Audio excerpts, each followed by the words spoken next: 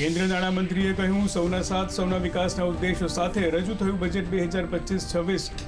પ્રધાનમંત્રી નરેન્દ્ર મોદીએ બજેટને ગણાવ્યું વર્તમાન સપનાઓને સાકાર કરનારું. કહ્યું, આત્મનિર્ભર ભારતના સંકલ્પને મળશે નવી ગતિ. યુવાઓ માટે રોજગારના ખુલશે નવા દ્વાર.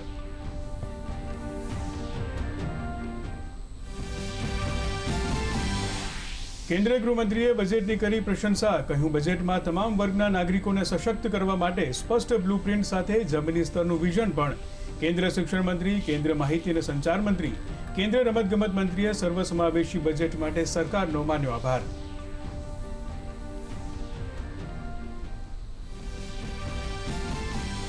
બજેટમાં ટેક્સ રેટ અને સ્લેબમાં કોઈ ફેરફાર નહીં. 1 એપ્રિલથી લાગુ થશે નવો ઇન્કમ ટેક્સ કાયદો. તો હવે ઇન્કમ ટેક્સ ભરવું થશે વધુ સરળ. 31મી માર્ચ સુધી ફાઇલ કરી શકાશે રિવાઇઝડ રિટર્ન. આવકવેરો નહીં બતાવવા પર લાગશે 30% સુધીનો દંડ.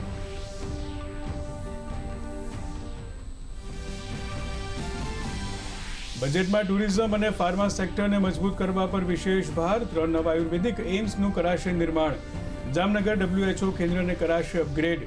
લોથલ, ધોળાવીરા, હસ્તિનાપુર સહિત મહાભારત અને બૌદ્ધકાલીન ટુરિઝમને વિકસિત કરવા માટે વિશેષ યોજનાની જાહેરાત. ભારતને બાયોફાર્મા હબ બનાવવાનું સરકારનું લક્ષ્ય.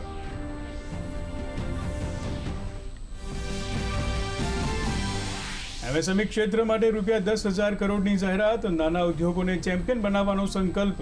સૌરાષ્ટ્રના ઉદ્યોગોમાં આવશે નવી ચેતના. તો મેગા ટેક્સટાઇલ પાર્કની જાહેરાતથી સુરતના કાપડ ઉદ્યોગને મળશે નવું બળ. ગ્રામ સ્વરાજ પહેલથી હાથ વણાટના કારીગરોની કળાને મળશે ગ્લોબલ સપોર્ટ.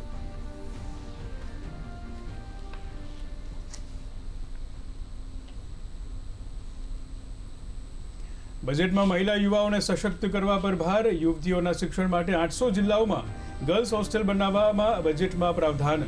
તો યુવાઓ માટે 15,000 સેકન્ડરી સ્કૂલ અને 500 કોલેજોમાં ઊભા કરાશે કન્ટેન્ટ ક્રિએટર લેબ. તો કાજુ, નાળિયેર, કોકો અને ચંદનની ખેતી માટે ખેડૂતોને વિશેષ સહાય.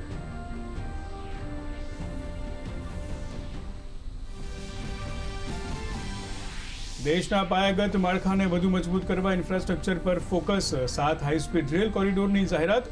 મુંબઈ, પુણે, હૈદરાબાદ, બેંગલુરુ, દિલ્હી, વારાણસી વચ્ચે વધશે કનેક્ટિવિટી. ટિયર 2 અને ટિયર 3 શહેરો માટે 12.2 કરોડ ખર્ચ કરવાનું એલાન.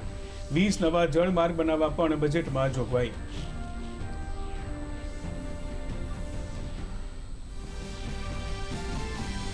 ડાયાબિટીસ, કેન્સર, હોમોફિલિયા, સિકલ સેલ જેવી બીમારીઓની સારવાર થશે સસ્તી. કેન્સરની 17 દવાઓ પર આયાત ડ્યુટી હટાવાઈ.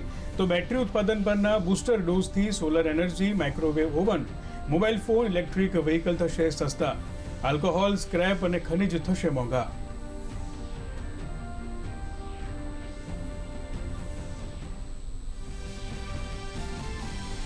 અને બજેટમાં SIT પરની જાહેરાતને પગલે ભારતીય શેર બજારમાં નિરાશા. સેન્સેક્સમાં 1546 અંકનો ઘટાડો.